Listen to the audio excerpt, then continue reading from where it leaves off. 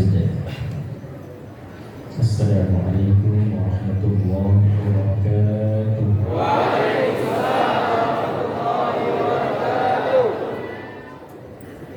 Alhamdulillahilladzi ja'alana mu'minin thumma allafa qulubana fa asbahna bi ni'matihi ikhwana. Wassalatu wassalamu ala rasulillahi alladzi ursila rahmatan lil alamin. وباقتناء سنته الشريفة أصبحنا للمتقين عبادا وصلوات الله عليه وسلامه التام وعلى آله وصحبه وذريته وأمته إلى يوم الدين الذي هو أمامه وبعد.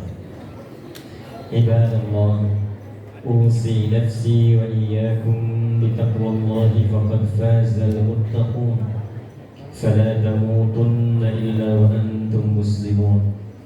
فقال تعالى: يا أيها الذين آمنوا اتقوا الله حق تقاته ولا تموتن إلا وأنتم مسلمون. Yang kita hormati, kita muliakan sebagaimana Allah memuliakan mereka, orang tua kita, para ulama, asatidzah, para tuan guru yang mungkin berada di sekitar kita tapi tidak menampakkan secara langsung kehadirannya. Kita doakan semoga Allah senantiasa menyehatkan mereka, memuliakan dan menambah pengetahuan kepada mereka, dan menjadikan mereka bagian dari pewaris Nabi Muhammad SAW. Para tokoh masyarakat yang berkenan hadir, semoga Allah memberikan kekuatan, kelapangan dan kesehatan untuk menunaikan tugas sebagai amanah dari Allah yang akan dipertanggungjawabkan di hari kiamat. Semoga diberikan kemudahan, kelapangan dan rahmat Allah sehingga mampu melahirkan kebijakan-kebijakan yang baik, bermaslahat untuk masyarakat dan menambah mizan kebaikannya di hadapan Allah saat berhadapan dengan penguasa. Para pengurus DKM yang sangat saya cintai, 11 tahun yang lalu belum seperti ini masjidnya, baru satu lantai, kemudian ada bagian ruangan khusus sebelah kanan. Berbahagialah yang di lantai bawah, itu sebelah kanannya khusus untuk nasi guling biasanya. Mudah-mudahan dengan berkembangnya masjid ini menjadi megah, insya Allah amal solehnya pun makin megah. Yang paling penting itu keikhlasan dalam menata, memakmurkan masjid. Itu diapresiasi oleh Al-Quran pada golongan elit. Jadi kalau ingin masuk dalam golongan elit yang diistimewakan oleh Allah dalam Al-Quran, salah satunya itu pemakmur masjid. Itu ada di Quran surah 9 At-Taubah di ayat yang ke-18. Innama ya'muru masajidallahi man amana billahi wal yawmil akhir wa aqama as-salat wa ata az-zakat wa lam yakhsha illa Allah fa'asa ulaika an yakunu minal muhtadin. Yang mampu memakmurkan masjid Allah itu terbatas kalangannya. Karena innama itu adatul hasri, huruf untuk membatasi sesuatu. Jadi kalau sudah ada innama membuka kalimat, maka hukumnya diikat pada keadaan setelah innama itu. Contoh begini paling gampang. Zakat itu dikeluarkan pada berapa golongan? 8. Berapa? 8. Boleh nggak 9 golongan? Nah, kalau tidak tahu cepat katakan wallahu a'lam. Hanya boleh dikeluarkan pada 8 golongan, dan golongan itu pun harus termaktub sesuai dengan yang disebutkan di Quran surah 9 ayat 60 saja. Tidak boleh keluar dari situ. Kenapa? Karena pembukaannya dibuka dengan innamas shadaqatu. Zakat itu hanya boleh dikeluarkan pada golongan berikut: lil fuqara, orang fakir, wal masakin, orang miskin. Ya, Kemudian wal mu'allafati qulubuhum, dan orang-orang yang dilunakkan hatinya untuk mau mengenal Islam atau baru masuk Islam, dia tidak punya pegangan, kekuatan. Ya, kemudian setelah itu wal ghalimin, orang-orang yang dililit utang piutang untuk menaati Allah. Bukan kredit mobil macet bayar, bukan. Ya, tapi dia misalnya sedang ada perusahaan, dia berkomitmen ingin sebagian dari hartanya, dari hasil yang dia dapatkan usaha itu untuk menutupi kekurangan, misalnya renovasi di Masjid Baitur Rahman. Tiba-tiba jatuh bangkrut, malah berutang. Nah, itu boleh dapat bagian dari zakat, masuk ghalimin. Kemudian nanti setelah itu ada golongan fi sabilillah, ada golongan ibnu sabil, ya. Nah, kalau kita keluarkan, kemudian yang ke-8 sebelumnya tadi wal amilina 'alaiha, yang petugas khusus, tidak ada pekerjaan lain untuk mengelola zakat saja. Jadi tidak pekerjaan lain, tidak nyambi. 8 golongan ini yang hanya berhak menerima zakat. Di luar itu tidak. Nanti ada skema lain disebut dengan infak. Kenapa? Karena dibuka dengan kata innama. Memakmurkan masjid itu dibuka dengan kata innama. Jadi berbahagialah kalau ada di antara kita yang diberikan oleh Allah kekuatan dalam hatinya untuk mau memakmurkan masjid dengan semua jenis kegiatan yang mampu dilakukan. Maka Anda sedang masuk dalam kalangan elit di dalamnya. Ya. Nah, tapi tidak cukup dengan amin. Ya. Apa yang dimaksud memakmurkan itu? Ya. Yang pertama, man amana billahi wal yaumil akhir. Dia membawa misinya ke masjid itu karena imannya supaya cari bekal di hari kiamat itu pulang. Jadi mengelola masjid itu bukan mengelola perusahaan, orientasinya bukan dunia. Mengelola masjid untuk DKM ditujukannya betul-betul untuk menaati Allah. Ya. Kemudian menyiapkan bekal itu supaya punya kebanggaan saat pulang menghadap Allah. Nah, apa ciri-ciri orang-orang seperti itu? Yang pertama, wa aqamas shalah. Dia berusaha memakmurkan masjid itu dengan konsisten membuat sifat sholat jamaah yang baik dan rapi. Nah, jadi ada pengelolanya, ada imamnya, ada makmumnya. Bila nanti ada yang sholat di sini, DKM dapat bagiannya. Setiap orang sholat dapat pahala, ditransfer langsung itu. Itu hadis sahih. Ya, man sanna fil islami sunnatan hasanatan falahu ajruha mithla ajri man 'amila biha min ghairi an yanqusa min ajriha syai'. Paham? Tidak. Siapa yang memfasilitasi pada sunnah kebaikan? Ya, sunnah kebaikan, jamaah sunnah kebaikan. Difasilitasi di sini, dilebarkan masjidnya, diluaskan, ditinggikan. Orientasinya bukan supaya orang menganggap masjid ini mewah. Oh, hati-hati Pak DKM, Pak Najib, hati-hati.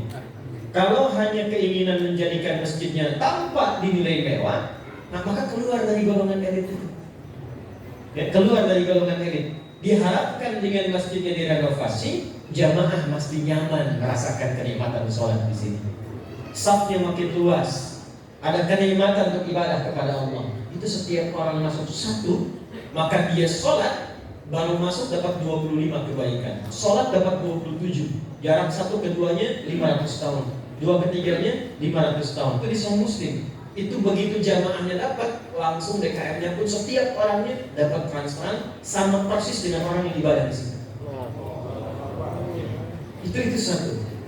Wa ataz zakat, nanti mengelola potensi zakat dengan baik. Walam yakhsha illallah, dan menerapkan hukum Allah di masjid. Masjid itu rumah siapa? Rumah Allah, bukan rumah pengurus. Saya main ke rumah pengurus, punya aturan. Masuknya lewat sini, duduknya di sini, yang ngatur yang punya rumah. Kita datang ke rumah Allah yang dipakai aturan Allah. Karena itu kalau nanti sudah bagus, sudah rapi, yang pertama dipelajari oleh DKM bukan membuat program, tapi belajar fikih masjid tentang aturan Allah di dalamnya. Ini penting saya sampaikan, sebab ini rahasia di antara kita ya. Ada 9 jenis setan yang berbahaya. Jadi kalau kita ke Palembang lagi bikin kajian yang terukur, insya Allah nanti kita buat tema khusus judulnya fikih setan. Supaya kenapa? Antum kesini cuma tahu jalan yang lurus, tak tahu di situ ada lubang, terperosok. Nah, setan itu kan bahaya. Mesti kita kenali. Di antara 9 jenis setan itu ada setan yang memang tugasnya berada di masjid. Dan yang pertama kali digoda bukan jamaah, tapi DKM masjid. Ingat itu. Kalau sekarang kompak Pak, kompak jadi bagus sama-sama nyumbang. Nanti setelah jadi masuk dia, supaya dibikin pecah DKM-nya. Kalau jamaah satu bosan, yang lain datang. Tapi kalau DKM sudah nggak mau ke masjid, jamaah pun malas. Kenapa nggak ke sana? DKM-nya ikut dulu. Padahal masjidnya bagus. Maka dari itu penting kita buat aturan-aturan itu supaya paham. Jangan takut dengan kas Pak, karena kan rumah Allah. Yang penting itu Allah kasih berapa, kemana dikeluarkan sesuai dengan aturan Allah. Ini penting saya pertajam dulu, karena sekarang ini baru kita masuk mendapati masjid sudah bagus dan dalam tahap penyempurnaan. Saya memberikan pesan yang kuat dulu supaya nanti saat kita guyup menjadikan masjid ini baik, insya Allah DKM-nya pun sudah kuat, kita pun nyaman ibadah di dalamnya. Yang saya cintai, saya banggakan seluruh keluarga saya tercinta yang hadir jamaah saat ini dalam pengajian malam hari ini. Saya memohon kepada Allah Subhanahu wa taala, dari manapun Anda datang, siapapun Anda berada di sini, semoga semuanya mendapatkan rahmat Allah Subhanahu wa taala. Semoga langkahnya dihitung oleh Allah untuk meringankan hisabnya. Dan dimasukkan dalam golongan hadis yang disampaikan oleh sahabat Abu Darda dari Nabi sallallahu alaihi wasallam qala man salaka tariqan yaltamisu fihi 'ilman sahhalallahu lahu tariqan ila al-jannah wa innal malaikata la tad'u ajnihataha ridan li talibil 'ilmi wa inna talibal 'ilmi yastaghfiru lahu man fis samawati wa man fil ardi hatta al-hitan allati fil bihar wa innal 'ulama'a warathatul anbiya wa innal anbiya lam yurithu dinaran wa la dirhaman.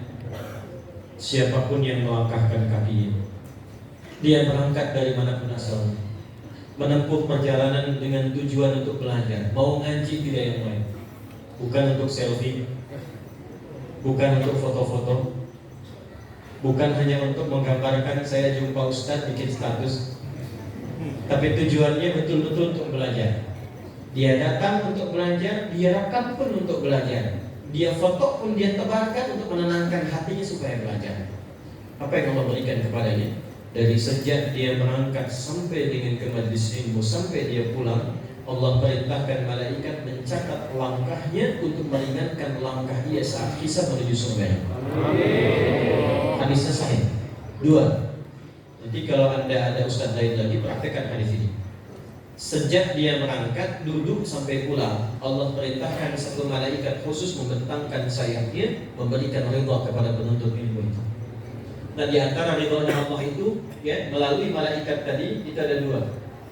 1, mengaminkan doa-doa yang dimohonkan.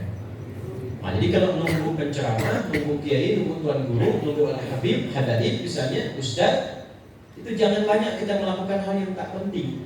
Mungkin itulah cara Allah yang diinginkan untuk mengabulkan permohonan kita selama ini. Itu pertamanya, datang minta.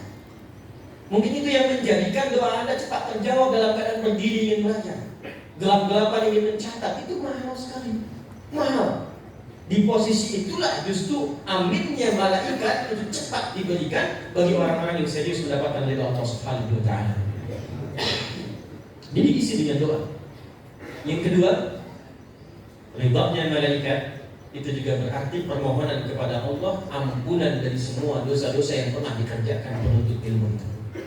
Karena itu jangan lihat siapa yang datang, bersihkan niatnya. Anda pernah mencuri, pernah mabuk, ya, pernah berbuat maksiat yang lainnya. Allahu Akbar. Kenapa kok tiba-tiba Anda bisa datang ke sini? Kan bisa mencari tempat yang lain. Mungkin itulah caranya Allah yang mengampuni dosa-dosa yang pernah kita perbuat. Karena itu menarik. Kenapa pencuri sendal bisa datang ke masjid? Kenapa tiba-tiba ada orang pengen nyuri kotak infak di masjid? Sekarang ganti cara berpikirnya. Kenapa kok diarahkan ke masjid? Mungkin itulah cara Allah ingin merubah kebiasaannya, mengampuni dosanya, menghilangkan sifat maksiatnya sebelum wafat dia kembali kepada Allah Subhanahu wa taala. Karena itu, mari kita memulai kajian ini dengan hati yang bening dulu. dengan tulus dulu, perbaiki niat dulu.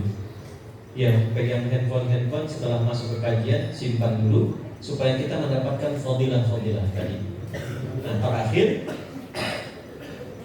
siapapun yang mengajar kalau dia dari kalangan ulama, jaga mereka. Ciri ulama itu bukan hanya pintar, yang pintar banyak. Ciri utamanya dia punya rasa khasyah kepada Allah. Innama yakhshallaha min ibadihi ulama. Ya, dia khawatir kalau dia bicara takut Allah tidak ridha. Akhlaknya mulia, lembut sifatnya, punya kepedulian tinggi pada murid-muridnya. Guru saya selalu berkata, nah kalau kau mengajar, tatap wajah-wajah itu. Nanti setelah selesai bangun malam, bayangkan wajah itu dan mohonkanlah kepada Allah kebaikan untuk semua yang kau tatap dan tak mampu kau tatap itu. Minta kepada Allah supaya ditanamkan pada jiwa mereka kedamaian, kebaikan, dan pengetahuan yang merubah mereka menjadi lebih baik. Dan bertakwalah kepada Allah untuk memohon ampunan agar setidaknya engkau mampu mengamalkan dari apa yang pernah kau sampaikan kepada orang-orang yang kau ajarkan. Itu amanah menurut saya. Pertama pulang ke Indonesia, saya menghadap itu kalimat yang beliau sampaikan. Nanti engkau akan banyak mengajar, tatap wajah-wajah mereka, mengajarlah dengan ikhlas. Begitu selesai malamnya, maka urusan kamu dengan Allah untuk memohon kebaikan-kebaikan. Dan bayangkan wajah-wajah mulia itu. Teman-teman sekalian, mari kita mulai kepada inti kajian sebagai mukadimah yang kedua. Yang ini baru mukadimah, belum mulai kita. Nah, insyaallah. Saya ingin atur dulu supaya hati kita tenang dulu, supaya nanti saat menata saf lebih enak. Ya, tidak usah rebutan, justru melukai orang lain itu justru akan merusak bagian pahala yang mungkin kita dapatkan. Ya, yuk kita mulai inti kajian kita.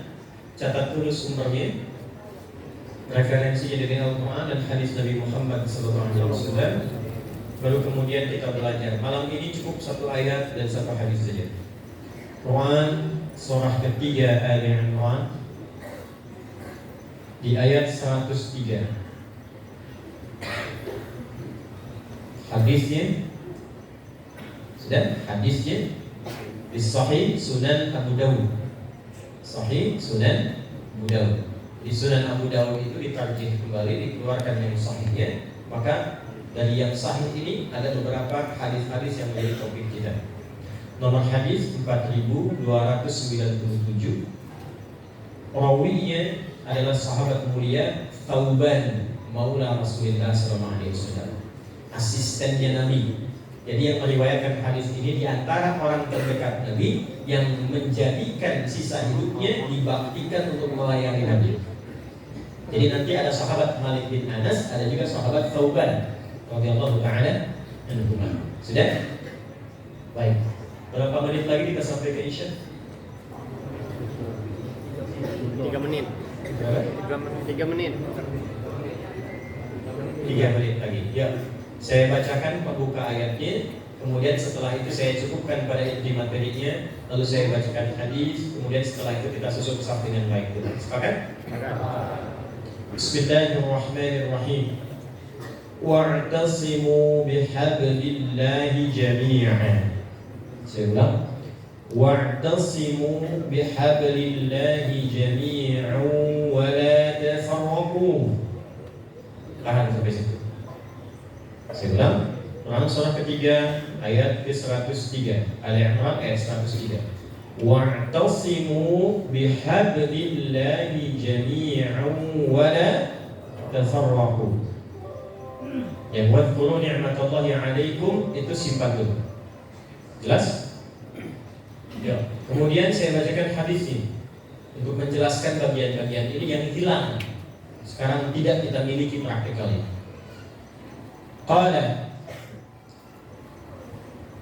Al-Sahabi Nabi sallallahu alaihi wasallam Thauban radhiyallahu ta'ala anhu maula Rasulillah sallallahu alaihi wasallam عن النبي صلى الله عليه وسلم قال يوشك أن تداعى عليكم الأمم كما تداعى الأكلة على قصعتها قيل أو قال قائل منا أمن قلة بنا يومئذ يا رسول الله قال بل أنتم يومئذ كثير ولكنكم غثاء كغثاء السيل تنزع المهبة من قلوب عدوكم wa yaj'alu fi qulubikumul wahn.